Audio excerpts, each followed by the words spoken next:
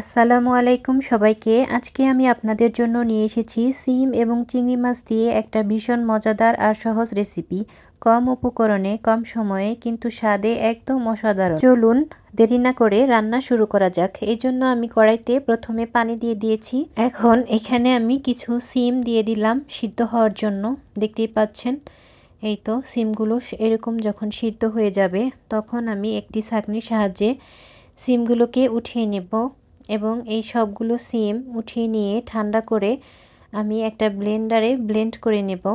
দেখতে পাচ্ছেন আমার সিমগুলো উঠানো হয়ে গেছে। এখন আমি কড়াইতে সয়াবিন তেল দিয়ে দিলাম পরিমাণ মতো।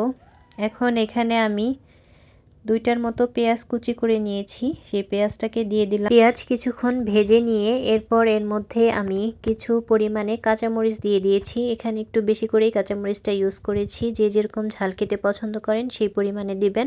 এখন এখানে আমি হাফ চামচ লাল মরিচের গুঁড়া, হাফ চামচ হলুদের গুঁড়া, হাফ চামচের থেকে একটু কম ধনিয়ার গুঁড়া আর পরিমাণ মতো লবণ দিয়ে দিব।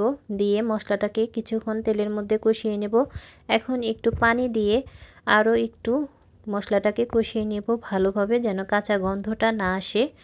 এই তো যখন মশলা কষানো হয়ে যাবে, তেল উপরে ভেসে উঠবে, তখন এর মধ্যে আমি এরকম বড় 4-5টার মতো চিংড়ি মাছ নিয়ে নিয়েছি, সেটাকে কেটে দিয়ে দিলাম।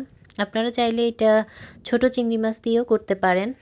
এই তো এখন আমি যে সিমটা সিদ্ধ করে রেখেছিলাম, বলেছিলাম যে ব্লেন্ডার করে নেব, ব্লেন্ডার আমি করে নিয়েছি। এখন ব্লেন্ডার করে রাখা সিম আমি ঢেলে দিলাম, দিয়ে ভালোভাবে আমি নেড়ে চেড়ে নিচ্ছি। দেখতেই পাচ্ছেন, এটা খুব ভালোভাবে নাড়তে হবে যেন নিচে লেগে না যায়। এই তো দেখতে পাচ্ছেন কিছুক্ষণ পরে এরকম ঘন হয়ে আসবে, ঘন হয়ে আসবে। আপনারা এভাবে অনবরত নাড়তে থাকবেন। এই তো এভাবে নাড়তে নাড়তে এরকম শুকনো শুকনো একটা ভাব চলে আসবে।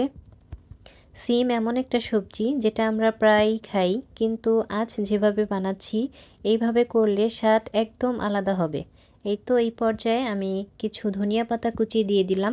ধনিয়া পাতা কুচি দিয়ে আরও কিছুক্ষণ নাড়াচাড়া করে নেব।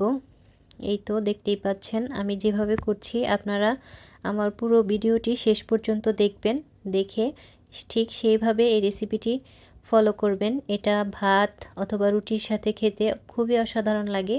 আর অবশ্যই ভিডিওটি যদি আপনাদের ভালো লেগে থাকে তাহলে লাইক দিন, কমেন্ট করে জানাবেন কেমন লেগেছে। নতুন নতুন রেসিপির সাথে আবার দেখা হবে। ততক্ষণ পর্যন্ত সবাই ভালো থাকবেন, সুস্থ থাকবেন। আল্লাহ হাফেজ।